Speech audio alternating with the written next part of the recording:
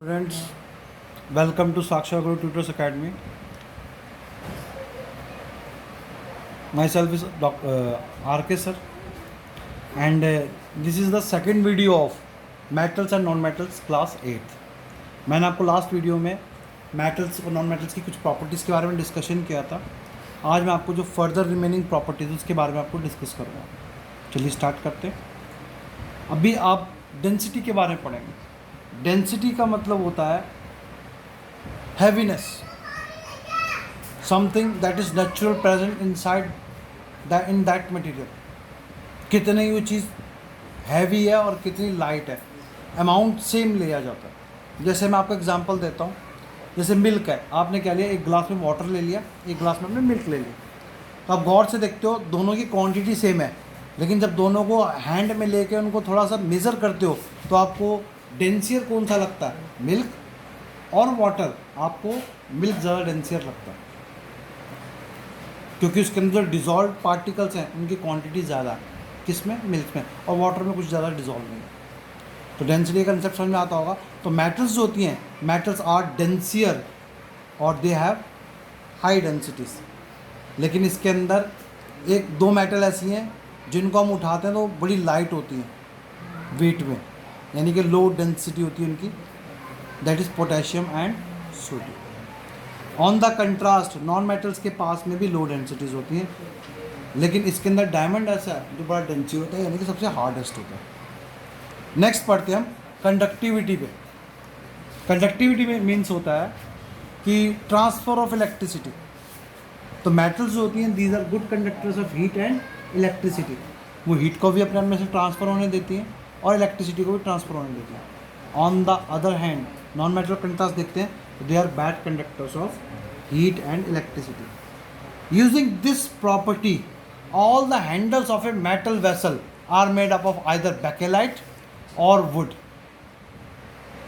अब आपको समझ में आ गया होगा, क्योंकि अगर नॉन मेटल्स के हैंडल यूज़ हो रहे हैं तो वो जो आप मेटल में के वेसल में कुछ भी आप कुक कर रहे हैं, हीटअप कर रहे हैं, तो मेटल्स तो गुड कंडक्टर हैं, वो बड़ी जल्दी हीटअप हो जाती हैं, खाना इवनली कुक होता है.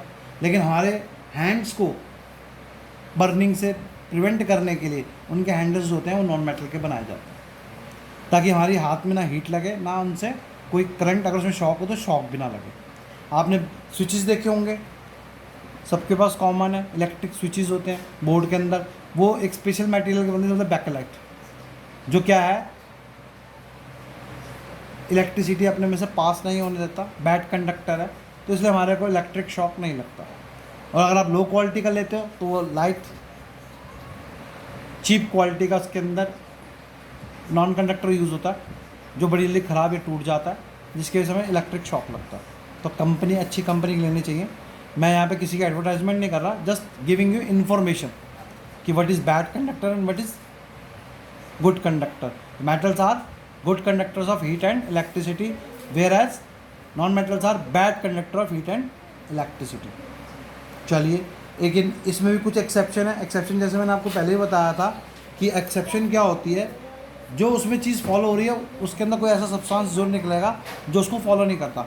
आपने क्या पढ़ा, non metals are poor conductors of electricity. यहाँ पे ग्रेफाइट है जो कि एक नॉन मेटल है, लेकिन वो भी गुड कंडक्टर है इलेक्ट्रिसिटी है. तो एक्सेप्शन नॉन मेटल में कौन सी एक नॉन मेटल है जो इलेक्ट्रिसिटी कंडक्ट करती हुआ, ग्रेफाइट. मेटल्स में सभी की सभी जो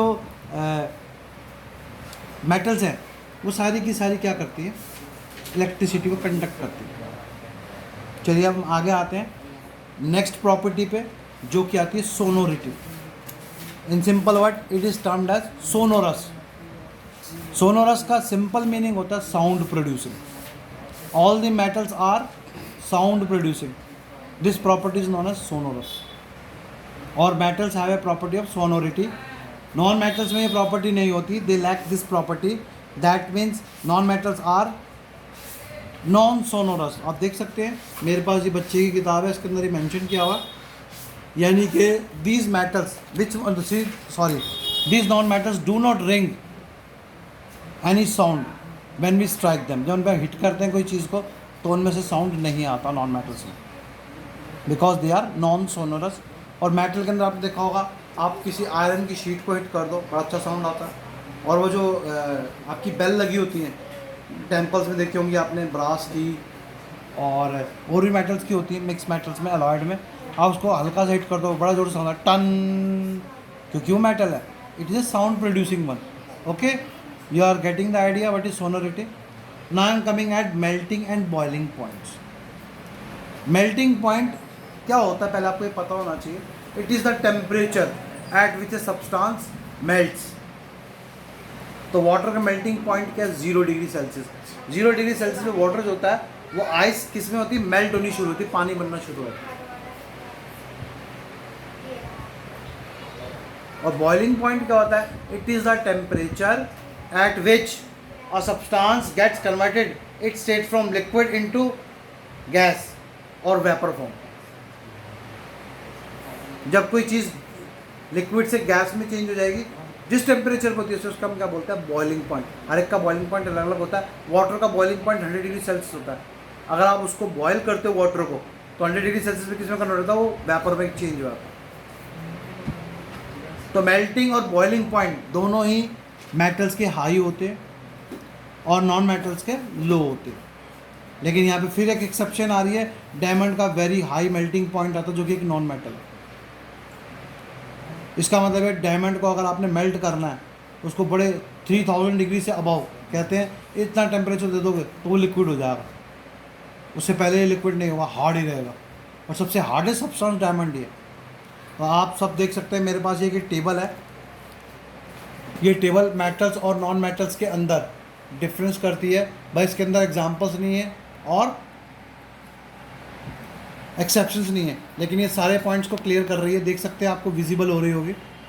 इसे फिजिकल स्टेट क्या होती है, और मेटल्स सॉलिड होते हैं, वो जनरली सॉलिड और गैस हो सकती है। Everything in this table has been given showing the differences between metals and non metals.